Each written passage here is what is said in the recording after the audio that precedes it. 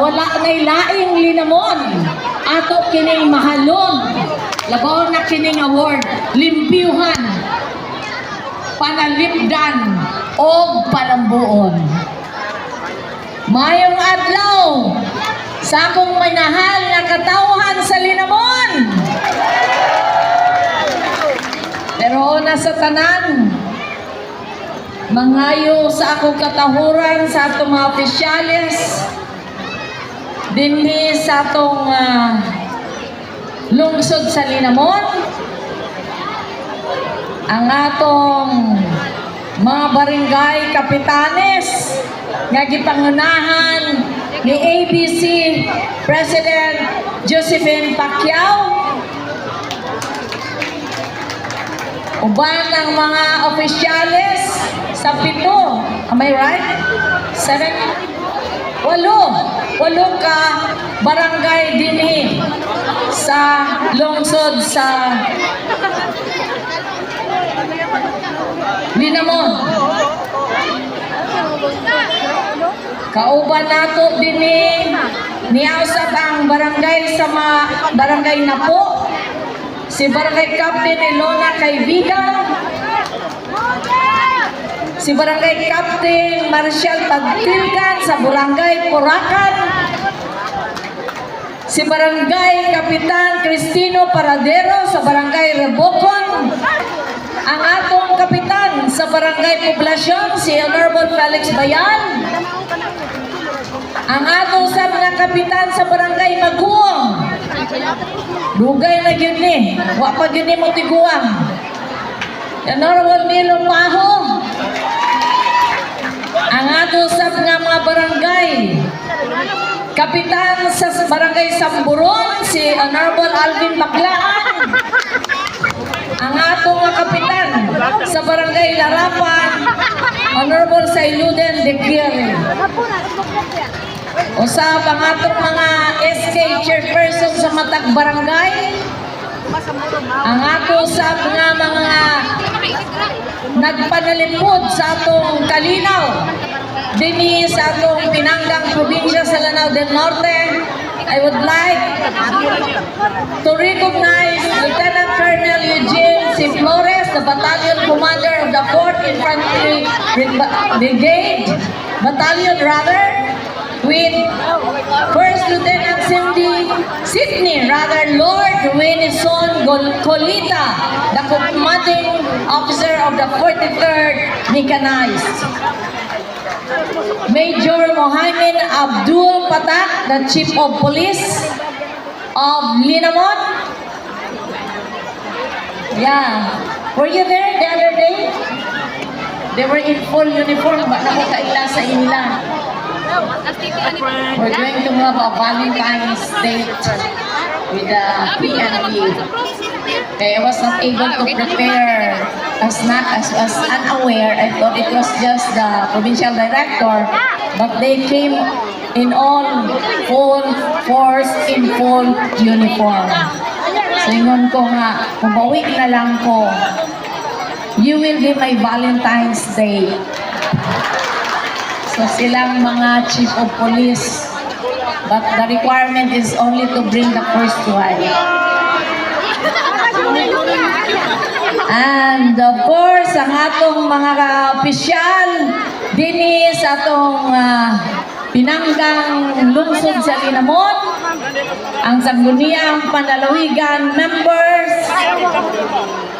gipangunahan ni Vice Mayor Rachel Viena Abogente, SB Member Procopio Chan,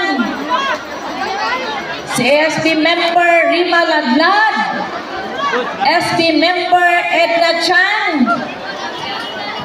SB Member Randy Sialongo. Hello, Randy. Long time no see. Ang atong board member Randy Macapil III, First Randy, MP. And SB Member Gilbert Lasiga, SB Member Gary Bayan, SB Member Benny, did I pronounce it right?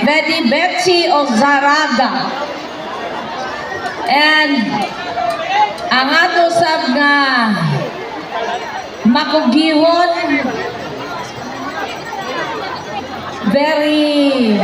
is really very religious when it comes to travel.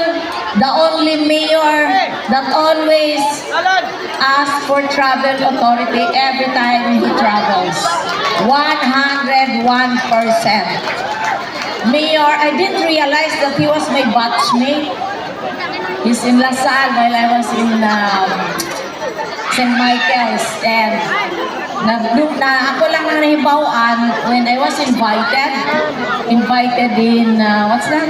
There's an organic in one of, but anyway, dito lang ko nakabalo. He's very quiet eh. Hilumon, even when we were in Japan, he's so quiet. Yes. Itog now. It was winter when we went there. Si Mayor Randy Macapil. Atong pakpakan.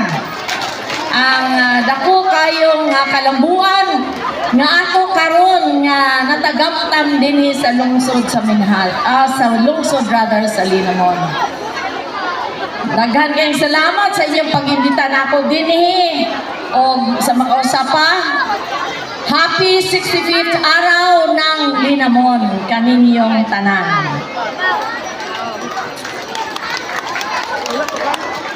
Congratulations once again sa inyong tanan usab sa kalampusan sa inyong mga kalihukan alang sa 8 ka adlaw. 8? Wow, that's quite long.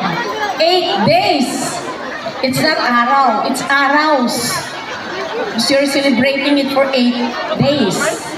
So sa inyong ika-8 araws ng Linamon, sa tema nga Amazing Linamon at 65. Mangudin ako ng Linamon o gisa ka tuig. I just turned 66 just last January 15.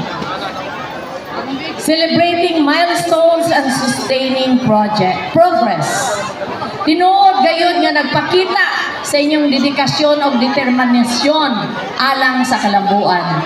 Ang Hudyaka sa Lubi Festival naghatag og dakong pasidungog dili lamang para sa Linamon kundi para usab sa atong pinanggang probinsya sa Lanao del Norte. As we all know, our province is predominantly an agriculture and fishing-based economy. Almost 44% sa atong yuta gigamit alang sa agricultural production. Ug usa sa atong major crops mao ang lubi. Tungod niini kita nailhan nga pinakadako nga producer sa kopra sa tibuok rehiyon GIS.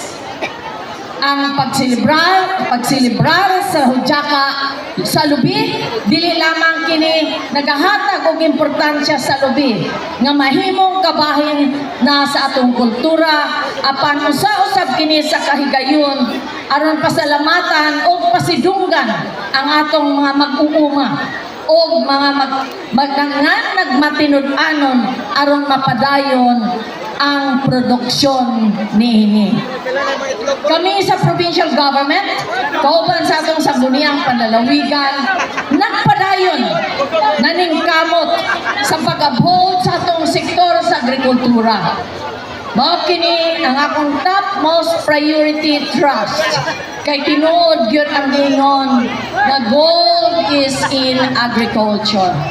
Usa sa atong mga proyekto nga gipaningkamutan karon mao ang paglambo sa atong Metro Iligan Agri-Industrial Center or the Miraik nga mahimutang dinhi mismo sa lungsod sa Linamon.